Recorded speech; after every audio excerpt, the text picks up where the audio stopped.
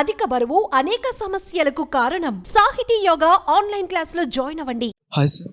చెప్పండి సార్. అంటే మొన్న రీసెంట్గా యాక్సిడెంట్ జరిగినప్పుడు కూడా అకస్మాత్తుగా ఆవిడ చందు గారిని చూసి ఆవిడ షాక్లో చనిపోయిందని చెప్పారు. అంటే అది ఎంతవరకు వాస్తవం అంటారు? వాస్తవం అంటే వాళ్ళు అక్కడ ఉన్నారు, మేము ఇక్కడ ఉన్నాము. ఆమె వెనుక సీట్లో కూర్చున్నది, ముందు సీట్లో వాళ్ళు ఉన్నారు. సడన్ బ్రేక్ కొట్టే వరకు బాడీకి సీట్ తలిగింది. అది సార్ అంటే ఇప్పుడు చందు గారు నార్మల్గా అప్పుడు యాక్సిడెంట్లోనే బోన్స్కి స్కల్కి సంథింగ్ డ్యామేజ్ అయింది. సగం కొన్నిసార్లు మర్చిపోతున్నాను, కోపంతో అద్దం పగలగొట్టేస్తున్నాను, డోర్లు పగలగొడుతున్నాను చెప్పారు మొన్న. అంటే ఇది ఇంటికి వచ్చిన తర్వాత కూడా అట్లానే జరిగిందా ఏమైనా సంథింగ్ అంటే మెంటల్ పరంగా కానీ? ఈ పవిత్ర విషయం వల్ల 5.5 సంవత్సరాల నుంచి పెళ్లి చేసుకున్న భార్య దగ్గర లేడు, కన్న తల్లిదండ్రుల దగ్గర లేడు, అక్కడే ఉన్నాడు మణికొండలో. ఇక్కడ వస్తలేడు, ఎవరిని పలకరిస్తలేడు. మాయలో పడిపోయాడు. పవిత్ర జయరాం మాయలో పడిపోయి ఆమె మాయలోనే ఉన్నాడు. మన 16వ తారీఖు రోజు వచ్చి చెప్పాడు, మా అందరి సమక్షంలో మాట్లాడాడు. నేను ఇటువంటి పిచ్చి పనులు నేను ఏం చేసుకోను, కాదు నువ్వు చెప్తున్నావు 2 రోజుల్లో నేను ఉంటా, తర్వాత నేను ఉండను అని చెప్పాడు. ఆ భయంతో మేము నిన్నంతా ఏడ్చుకుంటూ కూర్చున్న. ఫోన్ చేస్తే ఫోన్ లిఫ్ట్ చేస్తలేడు. సాయంత్రం 4 గంటలకి ఒక 2-3 5:30 ఆమె మాయలో పడిన అక్కడే అయిపోయాడు. అయితే నిన్న సాయంత్రం వరకు ఫోన్ చేస్తే ఎన్ని ఫోన్లు చేసినా లిఫ్ట్ చేస్తలేడు. లిఫ్ట్ చేయ వరకు అనుమానం వచ్చి మణికొండకు 2-3 పిల్లలు పంపించాం. ఆ రూమ్ దగ్గర ఫోన్ పెడితే రింగ్ అవుతుంది లోపల నుంచి గడే ఉన్నది. ఆ వాచ్మెన్ పిలిచాడు. ఆ పిల్లలు పిలిస్తే, సార్ ఇక్కడ నుంచి శబ్దం వస్తుంది ఫోన్ది, మరి లోపల నుంచి గుళ్ళెం ఉంది, మరి ఏం చేయమంటే ఒక తన్నుదనండి అని వాళ్ళు ఆ పని చేసిన తర్వాత పోలీసు వాళ్ళు చెప్పారు, ఆ పని చేయకండి అని చెప్పి. ఎవరైనా వాళ్ళ ఓన్ పేరెంట్స్ రావాలా, అది యాజ్ పర్ వాళ్ళ ఓన్ పేరెంట్స్ వచ్చిన తర్వాతే మీరు లోపడిపోయి హక్కు ఉన్నంతవరకు లేదని చెప్తే మేము దారిలో ఉన్నాం. ఇక్కడ నుంచి 5 గంటలకు వెళ్తే 8:45కి చేరినాం అక్కడికి. అప్పటి వరకు వాళ్ళు ఆపారు, పోలీసు వాళ్ళు ఉన్నారు. పోయిన తర్వాత ఎవరు బాబు మీరు అంటే ఇట్లా సంగతి, నేను మా కొడుకు సార్ అయినా ఏం చేస్తామంటే మేము ఇక్కడ దోబీ పని చేస్తాము, ఇక్కడ ఉంటామంటే రెజిమెంటల్ బజార్, మీరు ఓన్ నేటివ్ ప్లేస్ అయినా అంటే ఓన్ పుట్టి పెరిగింది ఇక్కడనే సార్ అని అతను చెప్పిన తర్వాత 2 పోలీసులు కానిస్టేబుల్ వచ్చి అతని బాడీ దగ్గర తీసుకెళ్లారు. చూపించిన తర్వాత అది 10:30-11 మధ్యలో జరిగింది. లోపడే ఉన్నాడు అతను. ఎవరు పట్టించుకోలేదు, ఎవరు చూడలే. మేము సాయంత్రం కూడా పోయే వరకు లేకుంటే కూడా అది అంతే, తెలిసేది కాదు ఎవరికి. ఇక్కడ అంటే లాస్ట్గా ఎవరితో మాట్లాడినా, మీతో ఇంట్లో వాళ్ళతో కానీ ఎవరితోనా? మా డాక్టర్తో ఎక్కడ పోతున్నాను అంటే, నేను ఎల్ఐసి ఇన్సూరెన్స్ చేసేది ఉంది, లక్కడి కప్పులు పోయి వస్తామ్మా, ఎక్కడ పోను, మళ్ళీ తొందరగా వస్తాను చెప్పిపోయింది. అదే లాస్ట్ మాట మా డాక్టర్ తోటి.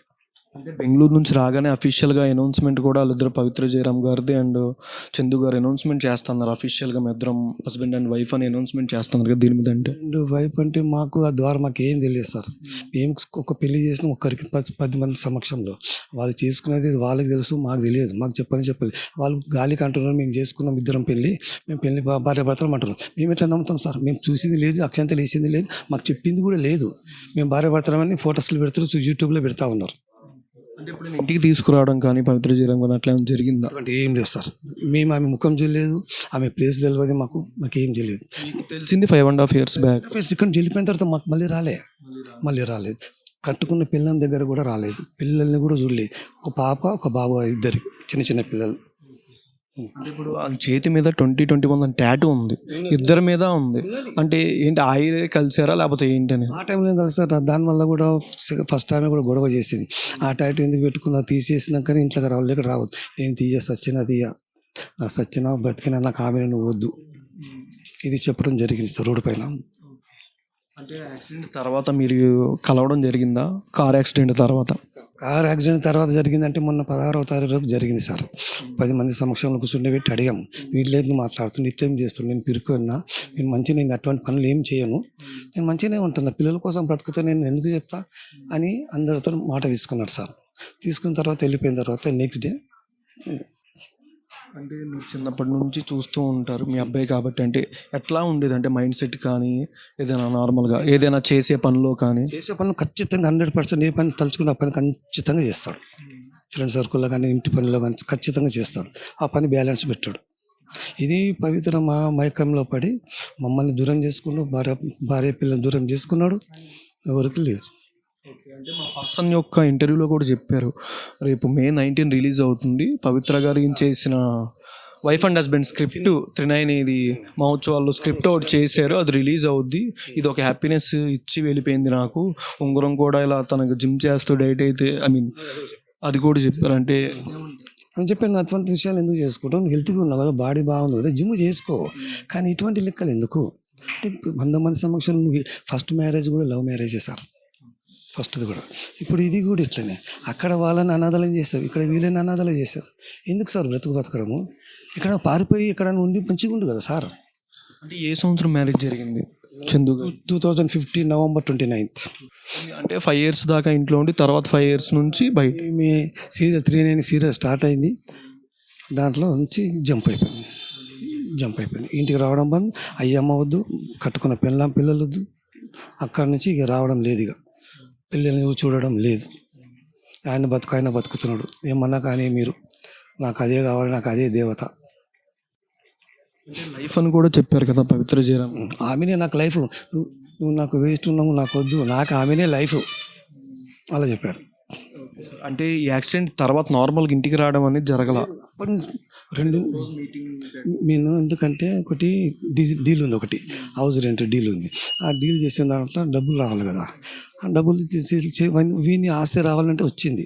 అది మొన్న 16వ తారీఖు రోజు మొన్న కూర్చొని మాట్లాడితే ఆ డీల్ చేసుకుని డబ్బు నాకే ఇచ్చిండు. ఎందుకు ఇచ్చిండంటే నేను ఉండను డాడీ, నాకు బతుకులేదు అని చెప్పి నేను పవిత్ర దగ్గరికి పోతాను, పిల్లైనా చూసుకో, ఇల్లు కొని, వాళ్ళకు ఇల్లు లేదు నాకు చెప్పాడు, డబ్బు నా దగ్గరికి ఇచ్చాడు. పిల్లలకి కన్న పిల్లలు ఇద్దరు, కొడుకు బాబు పిలవాలా సార్? సార్ అంటే ఇప్పుడు రీసెంట్గా ఆ మీటింగ్ తర్వాత మళ్ళీ ఇంక కలవలేదు, ఓన్లీ మీరు ఆయన 18th. ఓకే, 2 రోజులు. అంటే మీరు అక్కడ ఇంటికి వెళ్ళి డోర్ పగలగొట్టి లోపలికి వెళ్ళడం అంతే. అప్పుడు పోయిన తర్వాత బాయ్స్తో పగలగొట్టిన తర్వాత పోలీసు వాళ్ళు ఉన్నారు, కానిస్టేబుల్ వాళ్ళు చెప్పిన తర్వాత నా పిల్లలు చేస్తే అప్పుడు మీరు డాడీ కదా, మీరు ఫస్ట్ పోవాలి యాజ్ పర్ రూల్ అంటే, సరే సార్ నేను పోయాను, చూసుకున్నాను, అన్నీ చూసుకో, ఏమున్నది ఏం లేదు, బట్టలు ఇప్పి చూపించారు, పుట్టుమచ్చలు ఇంకెక్కడ మరకలు తగిలాయా, దెబ్బలు తగిలాయా అన్నీ చూశారు. యాక్సిడెంట్లోనే ఆల్మోస్ట్ ఆయనకు బోన్స్ కానీ ఎక్కడ పడితే అక్కడ బాడీ అంతా డ్యామేజ్ అయిపోయింది. నార్మల్గా ఇక్కడ ఇదంతా ఇది డ్యామేజ్ అయింది, ఇది కొన్ని దెబ్బలు తగిలినాయి మళ్ళీ ఈ మధ్యలో.